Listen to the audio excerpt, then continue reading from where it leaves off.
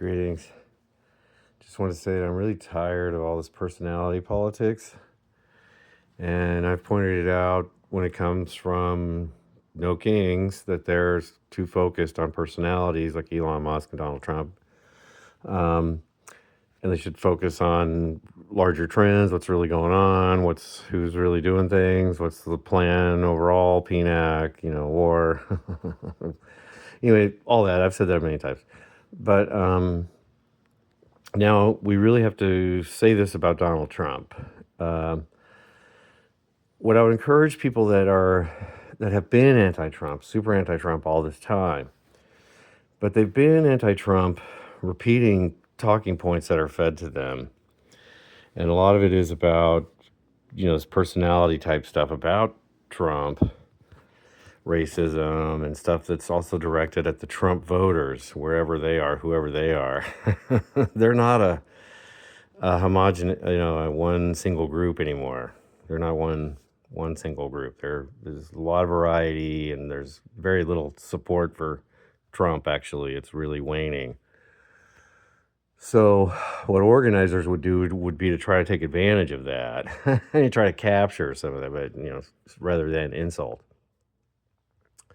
But this personality politics thing, and Trump, of course, has always been into that. And in 2016, Roger Stone got his ear and said, "Hey, no, bro, double down on talking crap about the Mexicans. Throw some meat to your base." Trump was all getting ready to apologize because he had said something really insulting. Mexico, they don't send their finest. Something about rape or something. It was really offensive, and there was this kind of like moment, because he's got a lot of conservative Mexican voters that support him. And so some people got his ear and said, "You really need to apologize."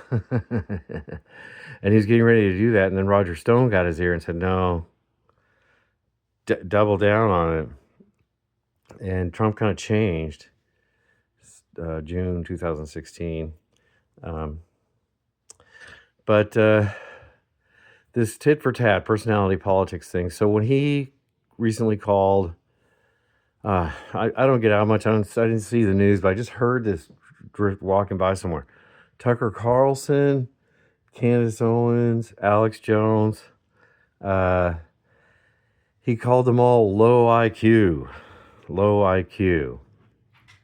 And he also said this really insulting thing, maybe in another tweet or something like that. But anyway, he did say this apparently, that Brigitte Macron was better looking than Candace Owens. Oh my God. So that's just, really, juvenile, conduct unbecoming. I've been wanting to say that for a while now. Conduct unbecoming of a president of the office. What we've seen is a downgrading of the president, of the office itself. Everybody that's in it gets compromised. Obama was compromised in January of 2009 when he had a meeting with 13 bankers and came out saying that we're all on the same page here, and gave them the second half of the TARP, the Troubled Asset Relief Program, with no conditions. Just gave it, there you go, oops. So anyway, they all have that moment. They had that meeting, and then they realized they're not really, he had campaigned, he had said, "I am not going to just give them the second half of the TARP," right? And then right away, one of the first moves into your actual presidency, and you're going against what you said. On behalf of power, real power. And so this personality politics, it always keeps us from talking about real power. That's the thing. It is fun, and everybody loves it, but we have to get away from it. We have to move beyond it and above it.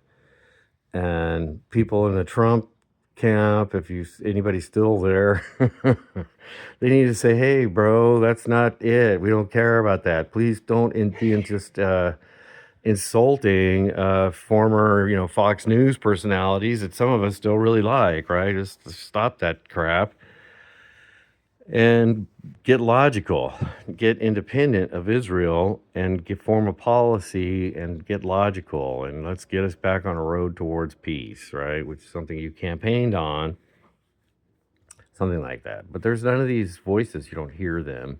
I mean, there are these voices, I'm sure, but the problem is they don't have access, right? The ones that have access are crazy. Then this personality politics thing, this whole tit for tat. See, and I didn't really like it when it was coming from the left. And I famously had a critique of these sort of 5150 climate activists that got some money and did a protest in front of Twitter. And it was basically painted some beautiful murals and had some things, but they did this to protest Elon Musk. And they did this also. Now, if they did that now, I think I'm on board. Yes, please. It's what he's done at X. My God. Linda Yaccarino, she's gone, but just when he brought her in, oh, what a betrayal. But anyway, they did that, and it had that kind of personality tit for tat kind of thing. They wanted to focus it on Elon. They want to kind of try to do some of what Trump does, right? Trying to steal some of that thunder. Let's admit it. We steal tactics from each other. And I think the left decided, going straight policy, whatever, that's boring. We're at a real time of attention deficit and clickbait and all that kind of stuff. Let's just go full clickbait ourselves, Let's just go focus on personality and do this big thing. Elon Musk, yeah, okay, at Twitter before he even really had failed. This is when he had actually fired some of the people from the actual FBI. Yeah, yes. Oh, what was his name? Chan, Yoel Roth. There's some guys, and they were actively working through this database. There's cloud, Jira server type thing. It's all known. It's all out there. I don't want to rehash all that, the Twitter files, but it's just. That's what he was reacting against, and that was kind of the thing that was still operative. So if anybody was really progressive or leftist, they would have been like, yeah, okay, let's see what happens. This thing that is there now is kind of evil.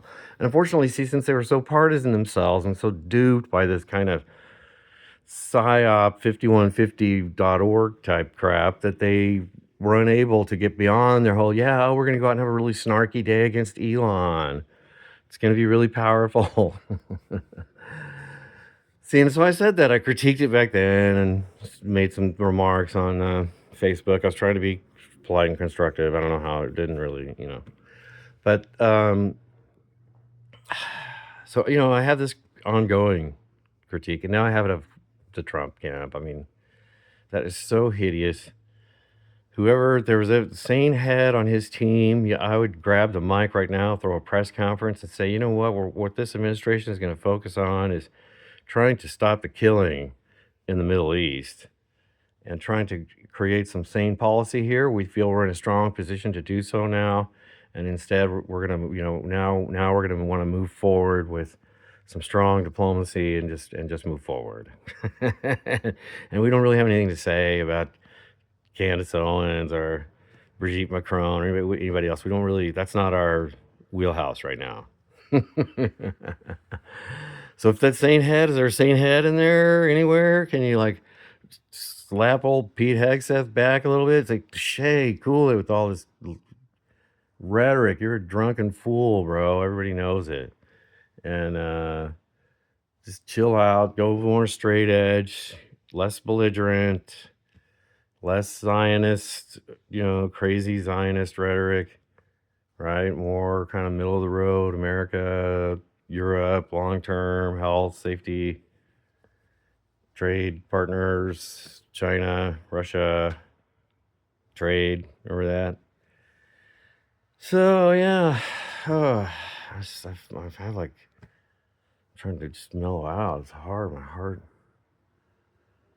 is kind of beating weird. I rode my bicycle, my battery thing is kind of dying, unfortunately. My power, my bike, my electric bike.